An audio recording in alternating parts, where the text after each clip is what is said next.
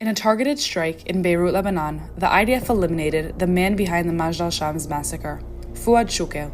Shukayl was a senior military commander in Hezbollah and the head of the strategic unit, and in the past 30 years, he has been responsible for masterminding, planning, and executing every Hezbollah attack. नमस्ते दोस्तों, स्वागत है आपका हमारे channel learn simply पर। आज हम बात करेंगे मिडिल ईस्ट में बढ़ते टेंशन और ह्यूमैनिटेरियन क्राइसिस के बारे में, खासकर इजराइल और हिजबुल्लाह के बीच हाल के हवाई हमलों और रॉकेट हमलों ने जो तनाव को शुरू किया है उसके बारे में विस्तार से बात करेंगे। तो चलिए शुरू करते हैं। इजराइल ने हाल ही में माजदल शम्स में हुए एक हमले के लिए हिजबुल्लाह को दोषी ठहराया है, जिसमें 12 बच्चों की मौत हो गई और 44 लोग घायल हो गए। शनिवार को इजराइल के कब्जे वाले गोलान हाइट्स के शहर माजदल शम्स पर हिजबुल्लाह द्वारा एक रॉकेट हमला किया गया। इस हमले में 11 लोगों की मौत हो गई, जिनमें बच्चे भी शामिल हैं। इस्राएली डिफेंस फोर्स (IDF) ने बताया कि लगभग 30 प्रोजेक्टाइल्स को लेबनान से इस्राएली क्षेत्र में दागा गया था। हालांकि हिजबुल्लाह ने इसे स्वीकार करने से मना किया है, लेकिन इजराइल ने तो हिजबुल्लाह को हमले के लिए दोषी ठहराया है और तुरंत हमला लॉन्च कर दिया है। हालांकि यह अभी स्पष्ट नहीं है कि लक्षित कमांडर को कोई नुकसान पहुंचा है या नहीं। यह स्थिति हवाई हमले की प्रभावशीलता पर सवाल उठाती है। हिजबुल्लाह ने इस हमले की पुष्टि की और कहा कि इसके कारण क्षेत्र में कुछ नुकसान हुआ है। हालांकि उन्होंने इजराइल के खिलाफ हुए रॉकेट हमले में अपनी संलिप्तता से इनकार किया है। इजराइल के एयर स्ट्राइक बेरूत में हिजबुल्लाह के घर पर किया गया। इजराइल ने दावा किया है कि इस हमले का टारगेट वह कमांडर था जिसे हाल ही में इजराइल नियंत्रित गोलान हाइट्स पर हुए रॉकेट हमले के लिए जिम्मेदार माना जा रहा है। हिजबुल्लाह ने लेकिन रॉकेट हमले में शामिल होने से अभी भी इनकार कर रहा है।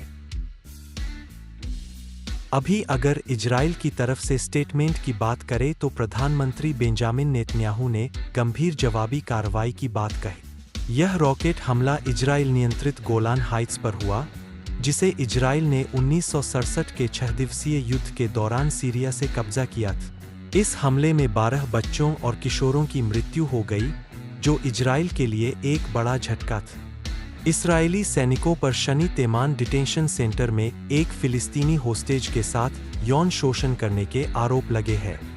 इन सैनिकों को मंगलवार को सैन्य अदालत में पेश किया जाएगा।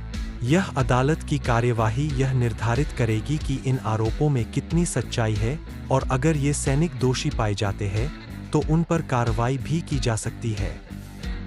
अभी के टाइम पर नेतन्याहू की सरकार को विपक्ष से तो बैकलैश झेलने को मिल रहा है, साथ ही साथ एसोसिएटेड प्रेस जो यूएस का मीडिया है, उसकी एक जांच में सडे तेमान हिरासत केंद्र की बुरी स्थिति का खुलासा हुआ है। जांच में हिरासत केंद्र की दयनीय परिस्थितियों जैसे भीड़-भाड़, अस्वच्छता और बुनियादी सुविधाओं की कमी को उजागर किया गया है। इस्राएली अधिकारियों ने इन आरोपों से इनकार किया है कि डिटेंशन कैंप में किसी प्रकार का दुर्व्यवहार हो रहा है।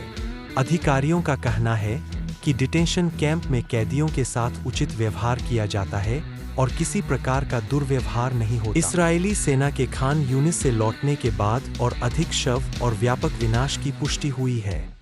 यह बताता है कि संघर्ष के दौरान नागरिकों की भारी हानि हुई है और संपत्तियों का बहुत नुकसान हुआ है। गाजा के हेल्थ मिनिस्ट्री की रिपोर्ट के अनुसार 7 अक्टूबर को हमास द्वारा किए गए हमले के बाद से अब तक 39,300 से अधिक लोग मारे जा चुके हैं। यह संख्या इस बात को दर्शाती है कि कॉन्फ्लिक्ट के कारण कितने बड़े पैमाने पर हताहत हुए हैं। गाजा में रहने की स्थिति अत्यंत खराब हो गई है। भीड़-भाड़ वाले कैंपों में बीमारियां तेजी से फैल रही है, जिससे स्वास्थ्य संकट पैदा हो गया है। सैनिटेशन सिस्टम पूरी तरह से धज्जियां उड़ चुका है, जिससे सीवेज के पूल बन गए हैं और चारों तरफ गंदगी फैली हुई है। इस्राएल और हिजबुल्लाह के बीच बढ़ते हुए कॉन्फ्लिक्ट ने इस क्षेत्र में शांति की स्थिति को और खराब कर दिया है। यह बढ़ता कॉन्फ्लिक्ट न केवल राजनीतिक रूप से बल्कि मानव जीवन पर भी गहरा इम्पैक्ट डाल रहा है। लगातार संघर्ष और हमलों के कारण हजारों लोगों की जानें गई है और बड़ी संख्या में लोग घायल हुए हैं। इसके अलावा गाजा में बुनियादी सुविधाओं की कमी, भीड़-भाड़ वाले कैंपों में रहने की दयनीय स्थिति और फैलती हुई बीमारियां इस मानवीय संकट को और गंभीर बना रही है।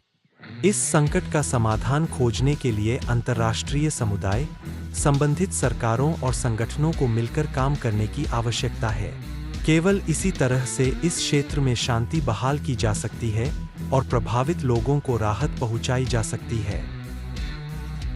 दोस्तों, आज के वीडियो में हमने इजराइल और गाजा में बढ़ते तनाव और मानवीय संकट के बारे में चर्चा की।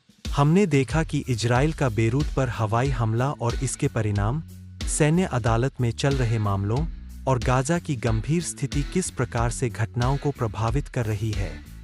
अगर आपको यह वीडियो जानकारीपूर्ण लगा हो तो कृपया इस वीडियो को लाइक और शेयर करें ताकि यह महत्वपूर्ण जानकारी और अधिक लोगों तक पहुंच सके। हमारे चैनल लर्न सिंपली को सब्सक्राइब करना न भूलें ताकि आप भविष्य में भी ऐसे ही ताजगी भरे और महत्वपूर्ण अपडेट्स प्राप्त कर सकें। और अगले वीडियो आपके सुझाव और सवाल हमें कमेंट्स में जरूर बताएं। हम आपके फीडबैक का इंतजार करेंगे। धन्यवाद। में मिलते हैं। तब तक के लिए नमस्कार।